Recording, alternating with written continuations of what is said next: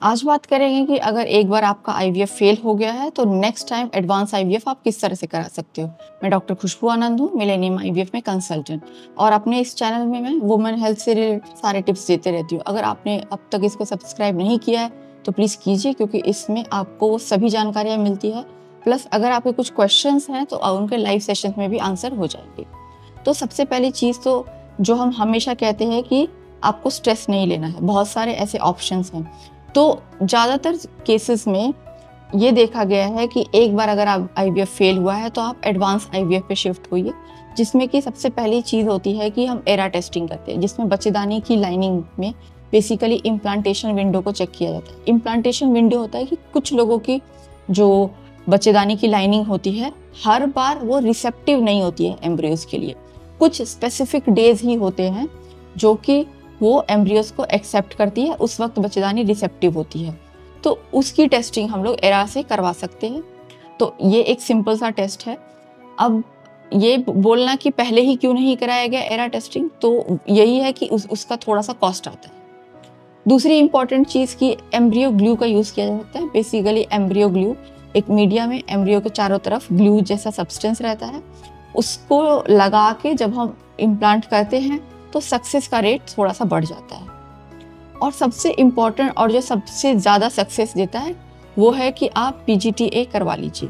Basically इसमें जितने भी जब भी आपको इंजेक्शंस चलाए गए, आपके फॉलिकल्स ग्रो हुए, और फिर जब एग्स को निकाला जाता है, एम्ब्रियोज बनाए जाते हैं, तो सारे एग्स जो होते हैं वो यूप्लॉइड नहीं होते हैं, कुछ उसमें एन्यूप्लॉइड एग्स भी होते हैं, जो कि सिर्फ आँख से देख के पता नहीं चलता है। उसको जेनेटिक और क्रोमोसोमल एनालिसिस करके वो यूप्लॉइड है कि एन्यूप्लॉइड एम्ब्रियोज है वो पता चलता है, क्योंकि ये नेचर के द्वारा ही बनाया गया है कि जो एन्यूप्लॉइड एम्ब्रियोज हैं, जैसे कि मैंने अपने पिछले वीडियोस में बताया है कि 46XX या 46XY ये यूप्लॉइड है।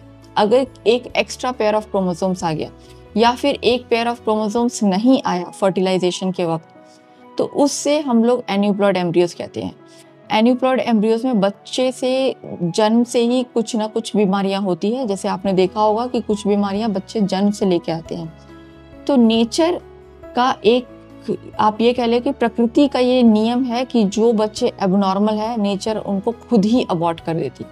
तो इसीलिए आईवीएफ जो फेल होने का जो मेन रीज़न रहता है वो एन्यूप्लॉइड एम्ब्रियो अगर ट्रांसफ़र होता है तो उसमें रिजल्ट नहीं मिलते हैं। तो नेक्स्ट टाइम जो है आप ज़रूर अपने डॉक्टर से कंसल्ट करके पीजीटी करके और उसके बाद ही आईवीएफ कराइए, ताकि आपको ये फेल होने का जो इमोशनल फाइनेंशियल सेटबैक है वो नहीं लगे।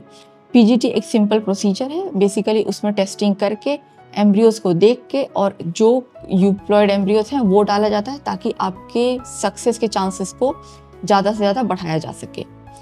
उससे और इम्पॉर्टेंट चीज़ जो है, आप अपना हेल्थ को ऑप्टिमाइज़ रखिए। आपका बीएमआई ज़्यादा नहीं होना चाहिए, 18 से 24 के बीच में होना चाहिए।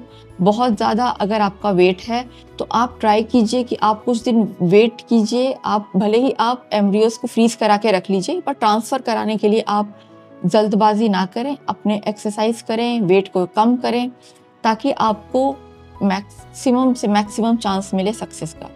और न्यूट्रिशन, अगर आपने लंबे समय तक दवाइयों का सेवन किया है, कई बार कुछ कारणवश अगर आपने एंटीबायोटिक का ज़्यादा सेवन किया है, तो प्रोबायोटिक्स, वजाइनल फ्लोरा, इन सबको हेल्दी करके ऑप्टिमाइज़ करके उसके बाद आप ट्रांसफ़र कराएं, तब आपको आईवीएफ का सक्सेस ज़रूर मिलेगा। Thank you, thanks for watching.